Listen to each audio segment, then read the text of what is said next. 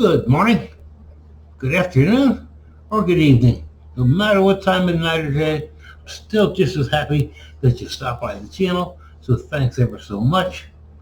Many thanks to all you returning visitors. You are much appreciated. Many thanks to all you first-time visitors.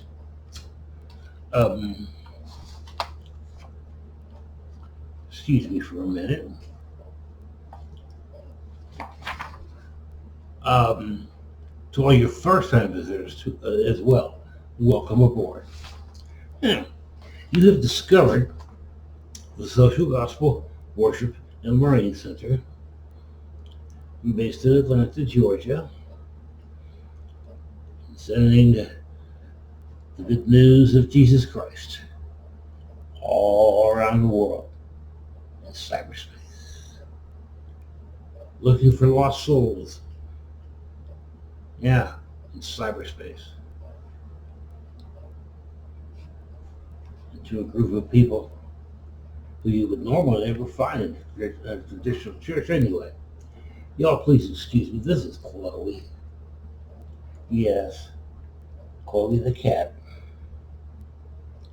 She loves to be at the center of attention. She's not preoccupied with my glass of Mountain Dew. So, let me just keep right on going. This is our Sunday message for this past week.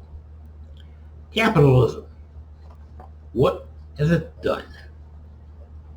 There's a good title for you. Capitalism. What has it done? Oftentimes, in today's world, I see stuff everywhere that I don't like. On the domestic front, there are random shootings, some from gang activity, some within families, and some are people ripping off other people, mostly at random.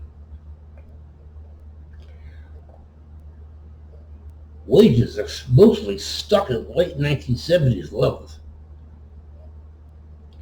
Economic inequality continues to be a ticking time bomb, socially speaking, throughout the entire country, and in fact throughout the entire world. Lately, however, I have observed labor unions being formed, which is a very good way to fight back. Keep up the good work, American workers. Y'all are doing just fine. We're going to get those wages up where they're supposed to be soon. It may not happen under Trump's administration, but it will happen. Now, I just commented on the domestic scene. On the international scene, humanity still hasn't figured out that it's much cheaper to live in peace than it is to wage war. We have yet to learn that peace can be profitable, whereas waging war can and has bankrupted some countries. In my view, the U.S. will be the next one, considering that the Pentagon's budget for 2025 and 2026 has currently been set at $1.1 trillion as of this right, pending final approval from Congress. I hope they don't give them that much. They don't need it. The purpose of this trillion-dollar budget is to prepare the U.S. military for America's next war, a war that will be fought against an enemy that no longer exists.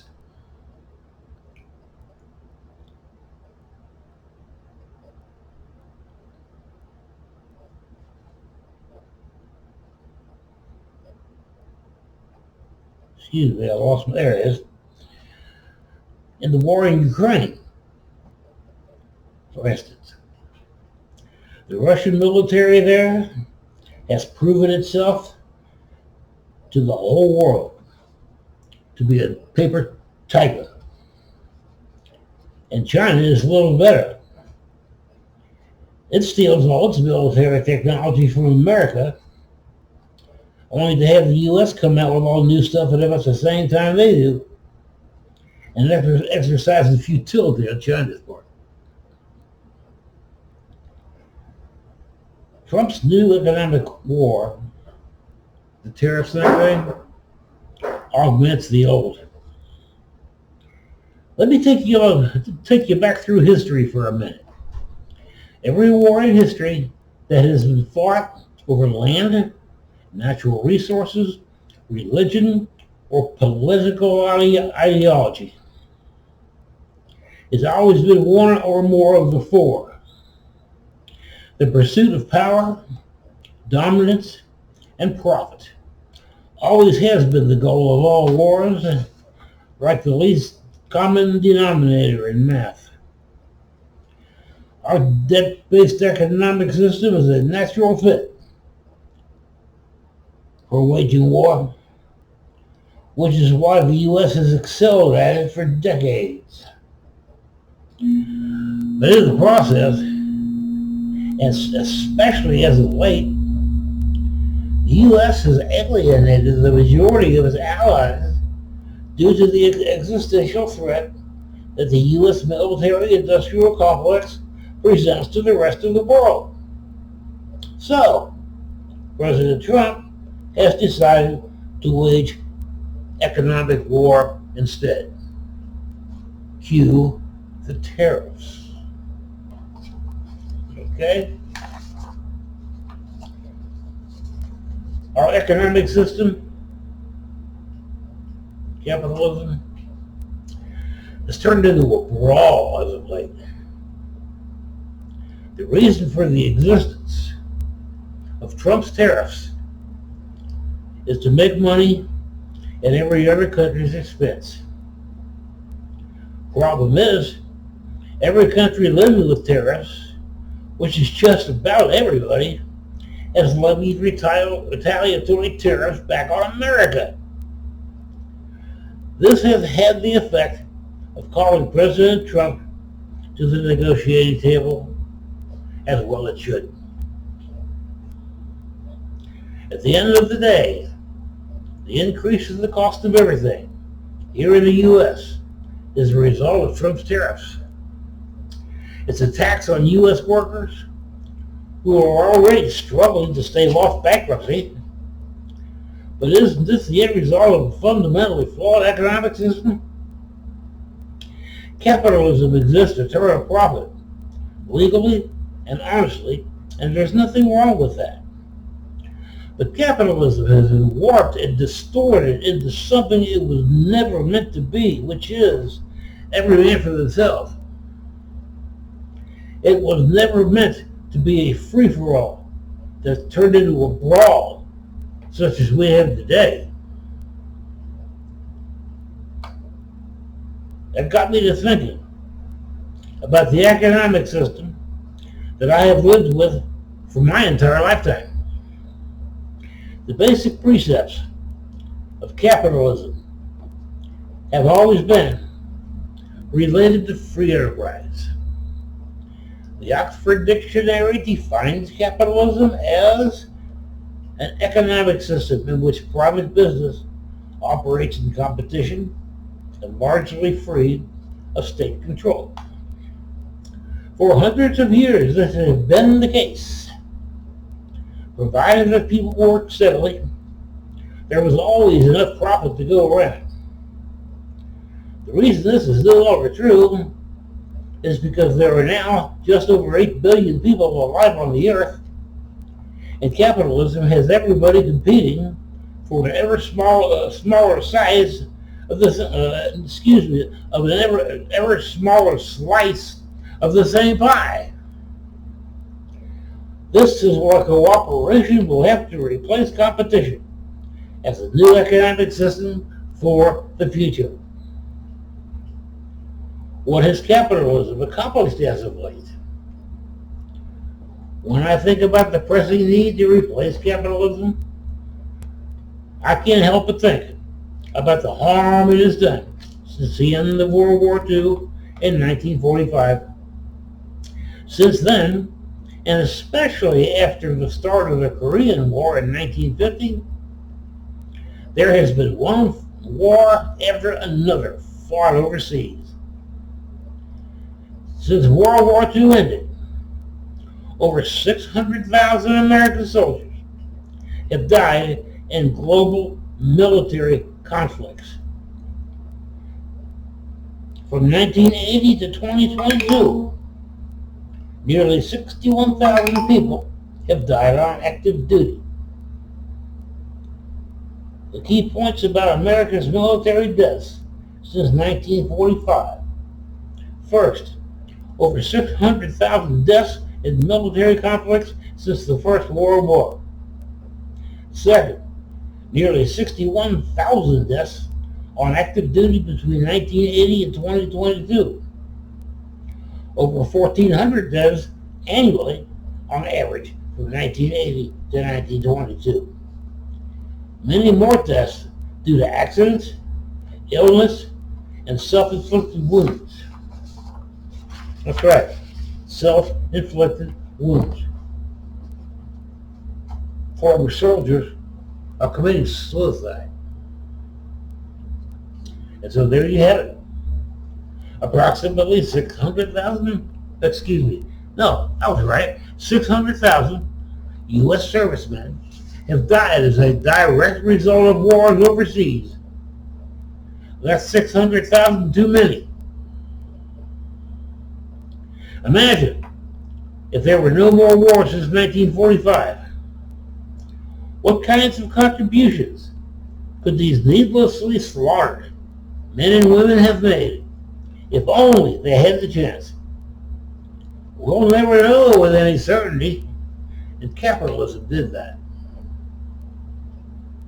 But I'm not finished yet. So hang on, what else has capitalism done? It has taken away opportunities for the high quality education that people deserve. The U.S. is the only developed country on the planet that doesn't offer no or low cost tuition for its citizens. In America, if you can't afford the tuition for the college or university of your choice, you simply don't get to go. This is unjust and unfair on so many levels. But that's what capitalism does. Like college tuition, the U.S. is the only developed country on the planet that doesn't offer free health care for its citizens. People these days are having to file bankruptcy due to medical debt. I think the main reason that the United States doesn't offer free medical coverage is because too much money is being spent on military hardware. But hey, that's just me, and capitalism does that too. The middle class in the U.S. is disappearing due to pathetic wages that remain stuck, for the most part, at 1970s levels. This, combined with, frankly, overpriced cars and trucks, is resulting in repossessions, which are at an all-time high as of this writing. When people's only mode of transportation gets taken out of the picture, homelessness is the frequent result. Rental prices throughout the country are at unmanageable levels for most people. Those are the ones who manage to hang on to their cars and trucks and who wind up sleeping in them. It's a lot better than a tent or a shelter, but they're still homeless just the same. Just like the others, capitalism did that. America is poverty-stricken, and no one is doing anything about it. If only Congress would raise the minimum wage to a realistic level, say $18 an hour, poverty and homelessness would be alleviated, at least for the most part. As for everything else, I've already made my case. I'm quite certain that there are others out there who feel the same way. One thing's for sure, if these severe problems continue being experienced by America's workforce If they aren't resolved very soon, the seeds of revolution already being sown will have had time to sprout and grow unabated. What happens after that is anybody's guess. But there will be casualties, which will only make it worse, and so on. And yet, nobody wants that. Still, if left unchecked, the American people will start dying, and so will the whole country. Capitalism did all that, too.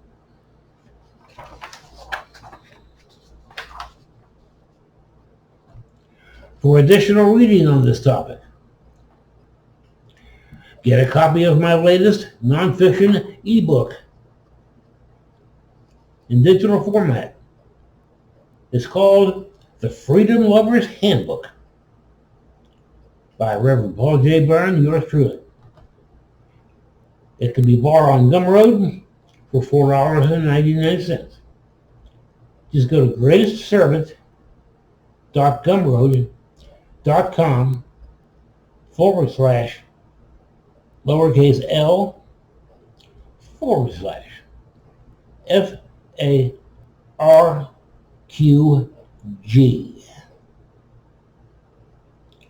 All those are lowercase too, by the way. One more time, greatestservant.gumroad.com/l/FARQG. It's a great read. You'll love it, I promise. Most of the time at the end of the service, they pass around their collection basket to take up donations and all free will offerings and so on and so forth. Excuse me.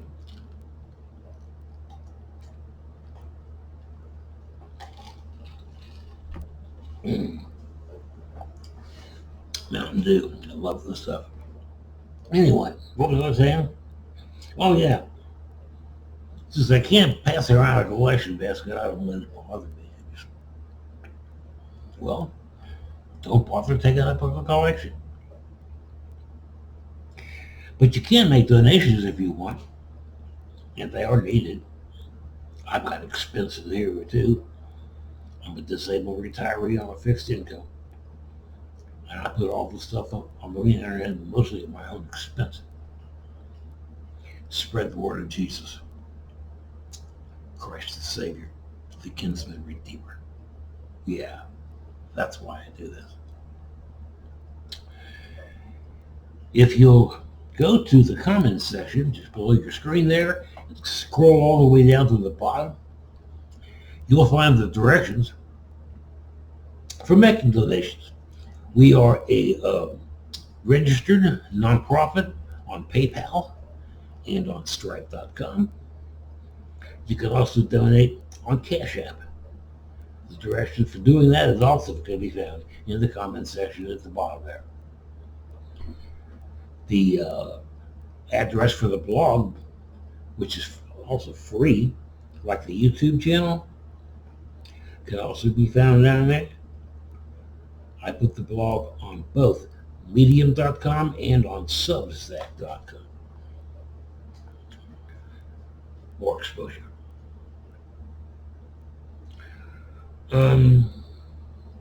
There's also directions there to, if you want to mail us a check, the address is posted down there at the very bottom of the screen.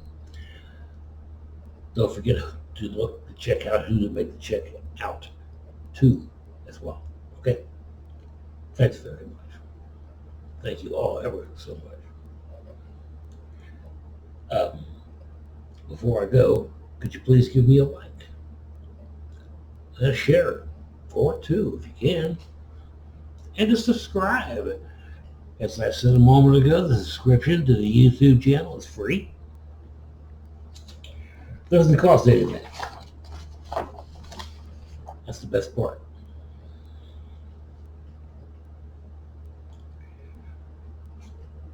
Before I go, last of all, I want to sincerely thank you all and the privilege of your time. You are all very much appreciated. Having run out of things to say, at least for this time around, everybody be blessed. Yeah, that's right. I said be blessed. In Jesus' mighty name.